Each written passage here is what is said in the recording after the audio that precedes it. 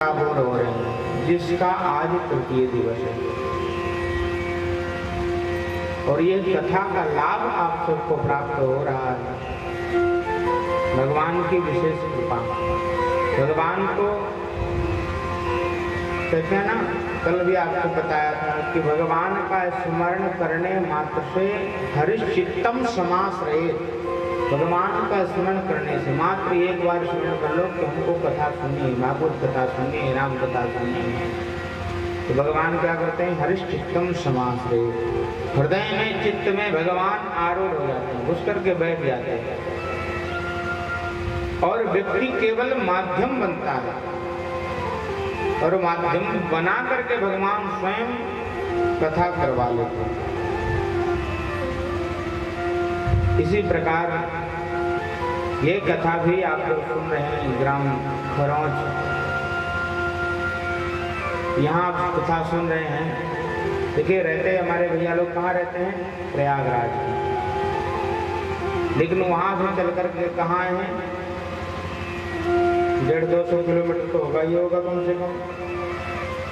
वहाँ से चल करके यहाँ पूर्वजों की भूमि अपने और यहाँ कथा करवा रहे हैं। क्यों? क्योंकि आप सबको इस कथा का लाभ प्राप्त होना है, इसलिए कथा यहाँ हो रही है। तो इनकी योजना नहीं है, स्वयं परमात्मा अपने आप इनके मन में ऐसा विचार उत्पन्न कर दिए कि आकर के वहां से, देखो बता रहे थे हमसे कि 5 वर्षों बाद महाराज जी घर में आए हैं, लेकिन भगवान की ये इच्छा थी, उन्होंने इनको लाकर के यहाँ बैठाया और यहाँ हमको बुलाया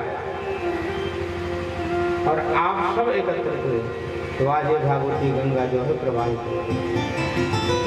निमित्त कौन बना?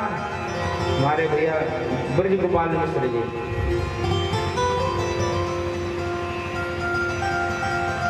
ये केवल माध्यम है और बहाना क्या बन गया? स्वर्गीय श्री रामशरण मिश्र जी, उनकी वार्षिक उत्सव के उपलक्ष्य में ये कथा। तो भगवान यहाँ भोलेनाथ बैठे हुए हैं और भगवान हनुमान जी महाराज विराजमान हैं। राम कथा सुनबे को रसिया, ये परम रसिक हैं जो बैठे हुए अंदर। तो राम कथा, भगवान की भागवत कथा, कहीं भी कथाएं होती हैं तो सबसे पहले हनुमान जी आकर के विराजमान हो जाते हैं। हनुमान जी महाराज ने यहाँ अपने आप बुला लिया और यहाँ पर देखो कथा होने लगी। तो भगवान के हम सब के ऊपर भी विशेष कृपा है और हम सब इसका स्वादन कर रहे हैं। कल कथा जो है आप सबने सुनी है। कौन कौन थे कल यहाँ पर? आप सब थे, आप तो थे। और कौन कौन थे? हाथ उठाइए जरा सब लोग, जो जो हाथ कथा में रहना है। सब थे? कथा सबने सुनी? पक्का? कल की कथा कहाँ पर विश्राम हुई थी? आप रहने दीजिए। और बताइए आप लोग,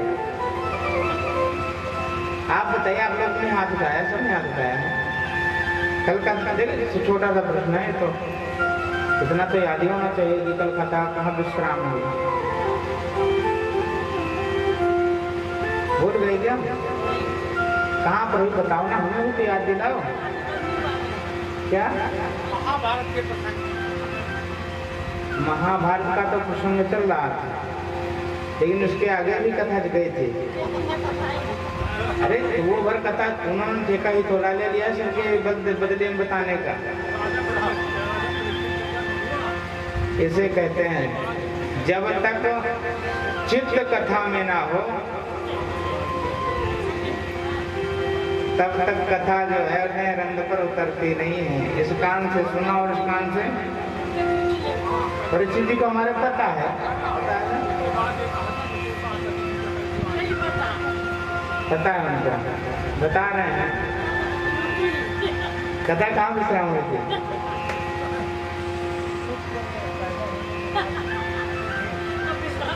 वो तो कथा काफी, वो तो कथा पहले काफी हो गई थी, उसके बाद फिर महाभारत की कथा हुई। उसके आगे मैं बताता हूँ। दादाजी को देखो पता है, वो बताने वाले थे, मैंने रोक दिया उनको। बता दीजिए दादाजी एक बार सबको। राजा परीक्षित के बात करने के लिए क्या बात है।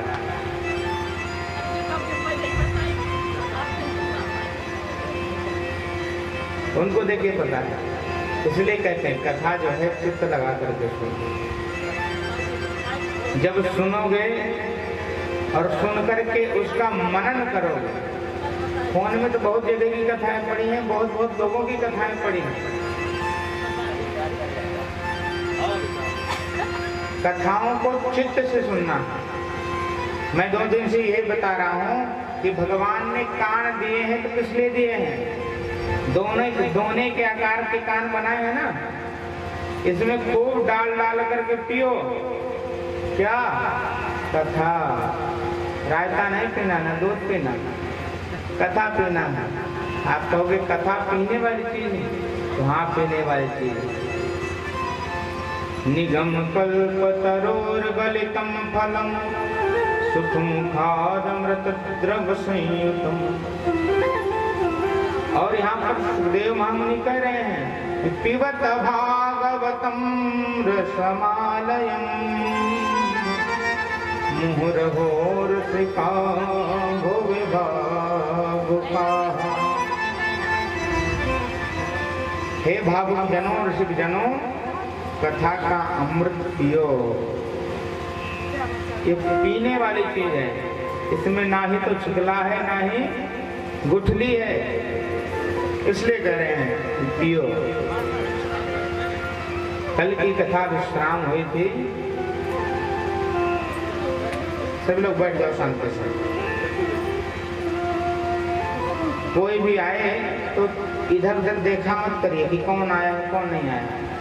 आप लोग केवल हमारे तरफ कथा में ध्यान दीजिए। आप जब एक तक हमारे तरफ देखते तो हमको सुनाने में आनंद आता था, तो आप लोग देखने लगते हो कौन आ गया कौन नहीं आया, तो डिस्टर्ब हो जाता था। बोलो राधे राधे। महाराज कल की कथा विश्राम हुई थी। राजा परीक्षित ने स्वर्ण में वास दिया। राजा परीक्षित गुण में रीझ करके, अवगुण तो कलयुग में बहुत सारे हैं, लेकिन मात्र एक गुण में रीझ करके उन्होंने स्वर्ण में वास दिया। और स्वर्ण में वास किसका है? किसका है?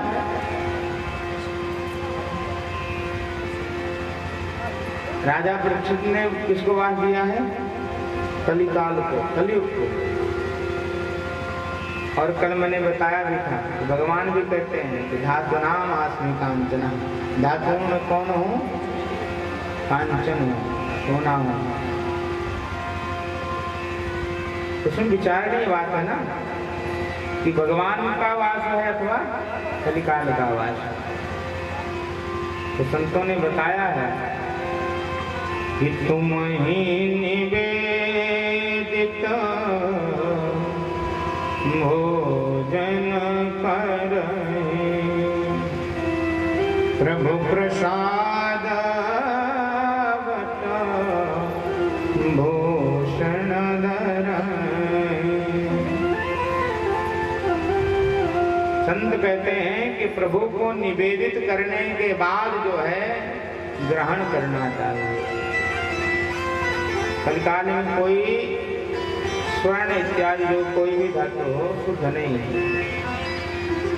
किसी ना किसी के द्वारा जो है कहीं ना कहीं से, क्या पता 2 नंबर की कमाई की ही हो। हमने तो खून पसीने से कमाया, लेकिन क्या पता देने वाला जो है वो किस प्रकार से लेकर के आया है, कोई पता है क्या? कोई पता नहीं। इसलिए भगवान को पहले अर्पित करो और भगवान को अर्पित करके ही करो। अब जितने भी आश्रम हैं, आश्रमों में चकाचक सब व्यवस्था है, खूब भंडारे हो रहे हैं, खूब साधु संत सेवा हो रही है। तो उनमें जो है क्या पता कैसे धन आ रहा है, जानते थोड़ा ना कोई। लेकिन संत महात्मा करते क्या है, सबसे पहले भोग लगाते हैं ठाकुर जी का, और भोग लगाने के बाद जो प्रसादी होती है, जितना सामग्री बनाई जाती है उस सामग्री में मिला दिया जाता है और वो उसको पाया जाता है, तो क्या हो जाती है प्रसादी। और प्रसादी में कोई दोष होता है क्या? नहीं होता। इसीलिए कभी भी स्वर्ण इत्यादि कोई भी चीज लेकर के आओ तो सबसे पहले भगवान को अर्पित करना, और भगवान को अर्पित कर दोगे तो हो जाएगी प्रसादी, और जब ग्रहण करोगे उसमें कोई दोष रह नहीं जाएगा।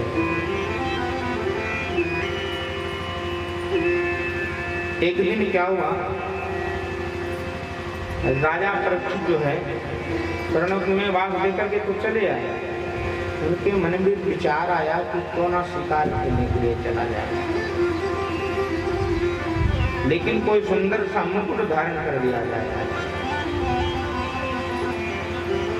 उनके पूर्वज जो है जरासंध से युद्ध में जीत करके एक मुकुट लेकर के आए, देखा कि बड़ा सुंदर है, सुसज्जित है, क्यों ना इसको धारण कर लिया जाए। और उस मुकुट को राजा परीक्षित ने अपने सर पर धारण कर लिया।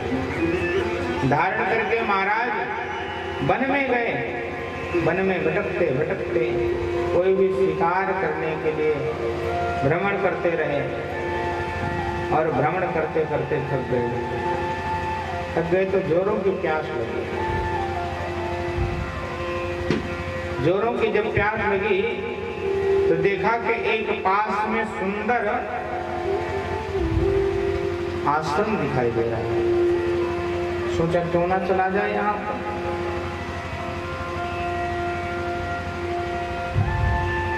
गए जाकर के वहां पर देखा तो आवाज लगाई पहले कि भैया कौन है इस आश्रम में, मुझे प्यास लगी है, मुझे पानी दो। कोई निकल करके आया था। वहां पर समीप ऋषि ध्यान मग्न होकर के तपस्या में रहते हैं।